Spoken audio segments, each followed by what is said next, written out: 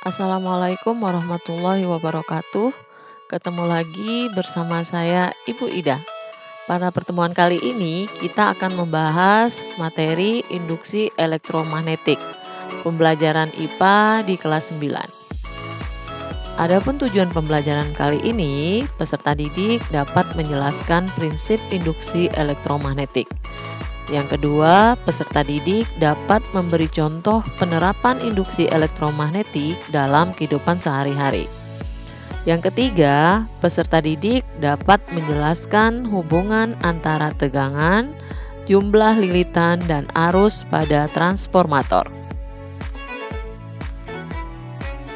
Induksi elektromagnetik adalah peristiwa timbulnya suatu tegangan listrik akibat medan magnet yang berubah-ubah yang diinduksikan terhadap penghantar.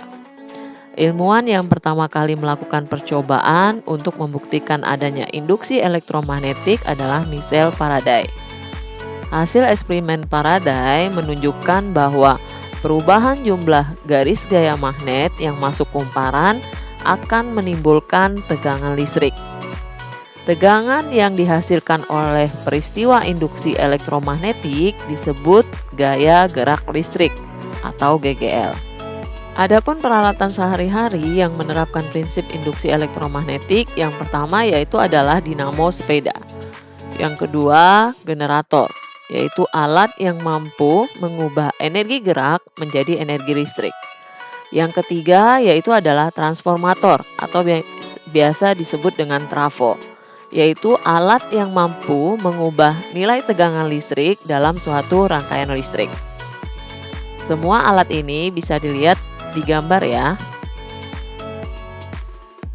Pada kali ini kita akan membahas tentang transformator atau yang disebut dengan trafo.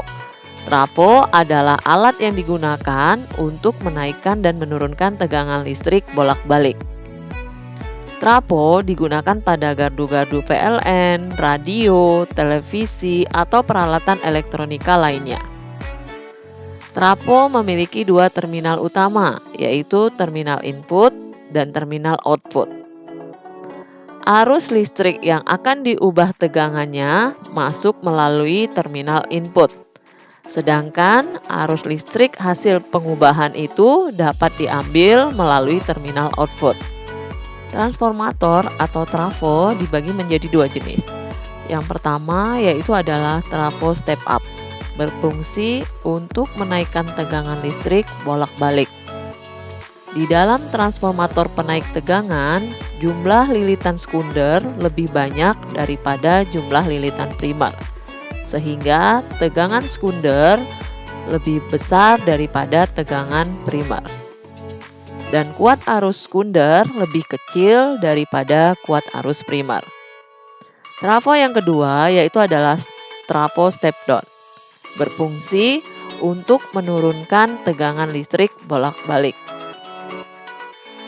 Di transformator penurun tegangan, jumlah lilitan sekunder lebih sedikit daripada jumlah lilitan primer, sehingga tegangan sekunder lebih kecil daripada tegangan primer, dan arus sekunder lebih besar daripada kuat arus primer. Tegangan dan jumlah lilitan pada transformator memiliki hubungan kesebandingan yang dapat ditulis Vs per Vv sama dengan Ns per Np. Vs merupakan tegangan sekunder, satuannya adalah volt. Vv adalah tegangan primer, satuannya volt. Ns adalah jumlah lilitan sekunder, Np yaitu jumlah lilitan primer. Pada transformator ideal, daya listrik yang masuk pada kumparan primer sama dengan daya listrik pada kumparan sekunder. Hubungan kesebandingan tegangan, jumlah lilitan, dan arus pada transformator sebagai berikut. Ps per Vv sama dengan Ns per Nv sama dengan IV per Is. Adapun efisiensi trafo dapat dihitung dengan persamaan berikut. Efisiensi trafo sama dengan daya keluaran dibagi daya masukan dikali 100%. Untuk lebih memahaminya, kita akan membahas contoh soal berikut ini. Sebuah transformator step down terdiri atas kumparan primer yang memiliki 1200 lilitan dan kumparan sekunder yang memiliki 40 lilitan. Jika kumparan primer dihubungkan dengan beda potensial 220 volt, maka berapa beda potensial pada kumparan sekunder?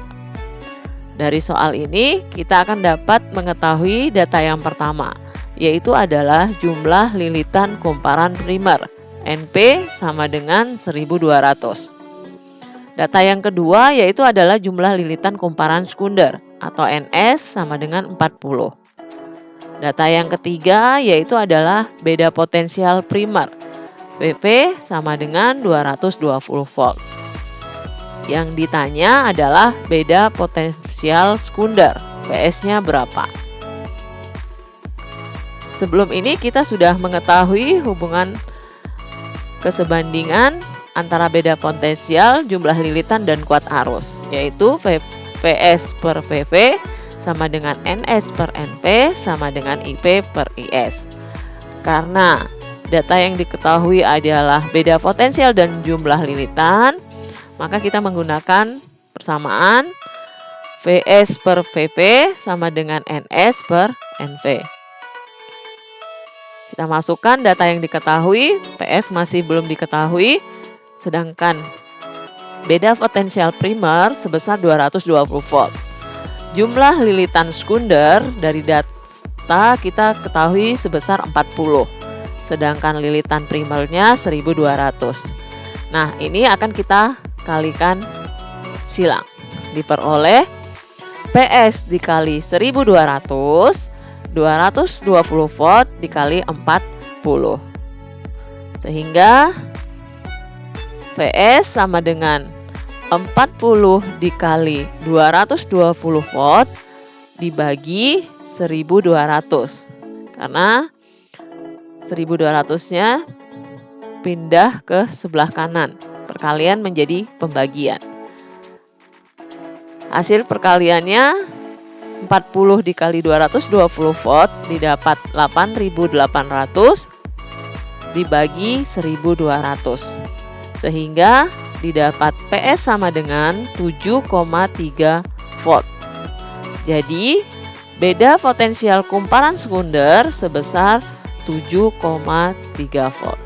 Sampai di sini bisa dipahami ya untuk menghitung besarnya beda potensial pada kumparan sekunder di trafo. Ibu akhiri, wassalamualaikum warahmatullahi wabarakatuh. Terima kasih, tetap semangat belajar dari rumah.